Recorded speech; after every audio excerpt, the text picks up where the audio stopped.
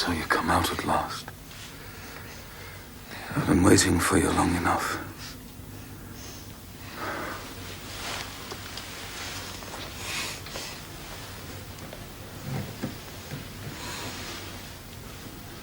So you shun me. You shut yourself up and grieve alone.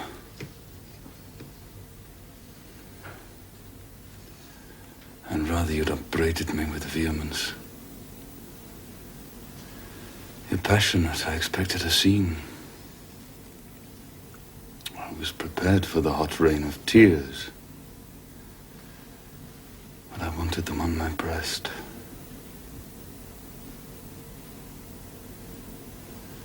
I was wrong. You've not wept at all. Well, Jane? Not a word of reproach.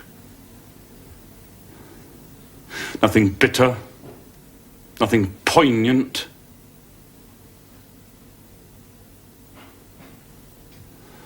Oh, Jane. I never meant to wound you thus. Would you forgive me? You know I'm a scoundrel, Jane. Yes, sir. Then tell me so roundly and sharply. I'm tired and sick. I need some water.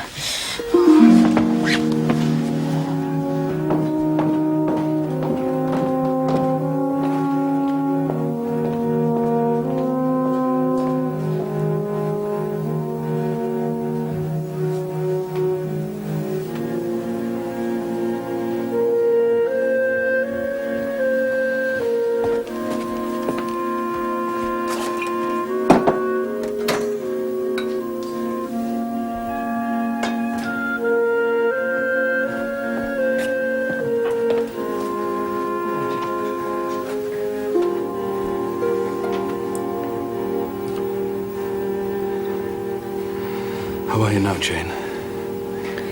Much better. I'll taste the wine again.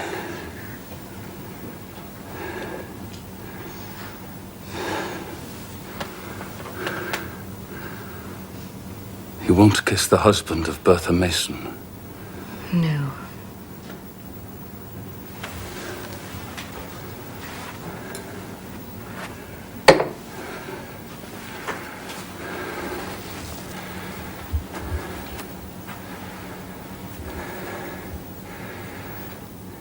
You say nothing. You're thinking how to act. I know you. I'm on my guard. I do not wish to act against you. You will say this man nearly made me his mistress. I must be ice and rock to him. All is changed. I must change too. There's only one way. Adele must have a new governess. Oh, Adele will go to school. I've arranged that already. And you, Jane. You shall not stay in this accursed place, this stone hell with its imprisoned fiend. How can you speak so of her? She cannot help being mad. Oh, Jane, my little darling. So I will call you, for so you are. You misjudge me. It's not because she's mad that I hate her. Look, I have a place to retire to. A secure retreat. Tomorrow we shall go. We? We. Together. You are to accompany me, Jane. Oh, now for the hitch in Jane's character. Now for vexation, exasperation, endless trouble. Jane, will you hear reason? Sit down and we'll listen. Oh, I'm sorry. I'm not angry, my darling. I only love you too well. Your little face was so steely. It drove me mad. I couldn't endure it. Hush now. Hush. Oh, my dear. Oh, Jane. Jane. You don't love me, then? It was only my rank, my station that you valued? Now that you think me disqualified to be your husband, you shrink back like I was some toad or ape. I do love you. More than ever. But this must be the last time I say it. The last time? Mr. Rochester, I must leave you. Leave? Now and for the rest of my life. Jane, you shall be my wife. Do not call me married. You shall be Mrs. Rochester. Oh, I will keep to you only so long as you and I live. Oh, Jane, why'd you shake your head?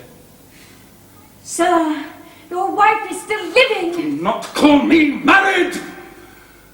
Oh, Jane, let me explain, please. Please, Jane, come, let me explain. Trust me.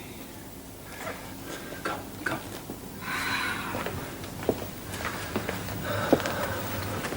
Come, sit down. Sit.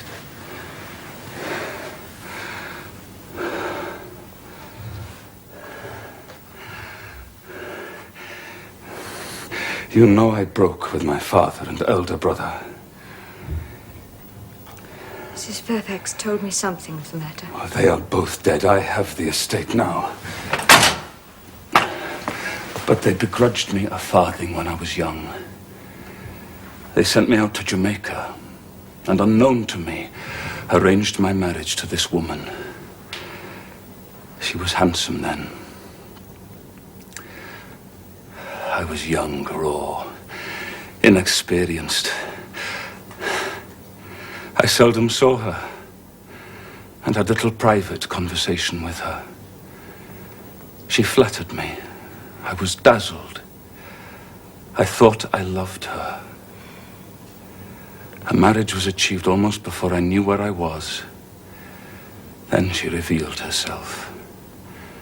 Drunken, foul-mouthed, unchaste. Disgusting.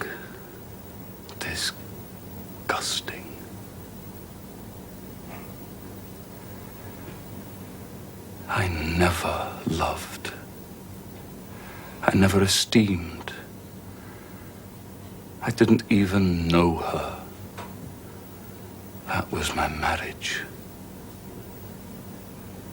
I could not rid myself of it by any legal means, for the doctors by now had discovered that my wife was mad. I've looked after her as well as I can, God help me.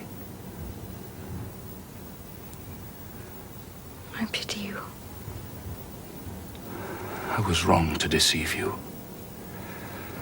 But I feared the stubbornness in your nature. I wanted to have you safe before hazarding the truth. This was cowardly.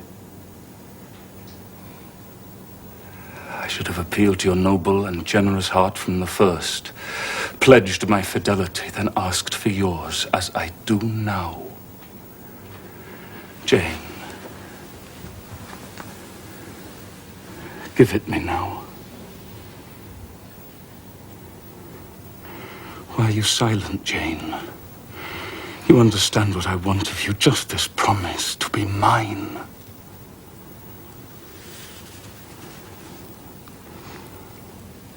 I cannot be yours. Jane, do you mean to go one way in the world and leave me to go another? I do.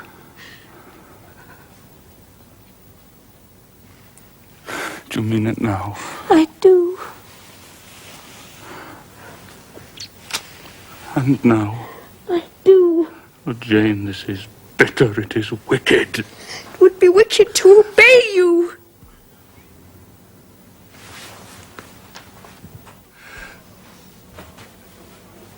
But think of my life when you are gone.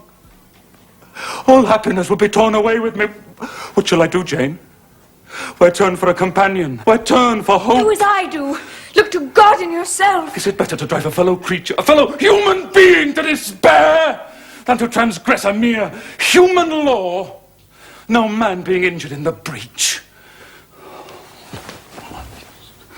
Oh, never was anything at once so frail and yet so indomitable. A mere reed she feels in my hand.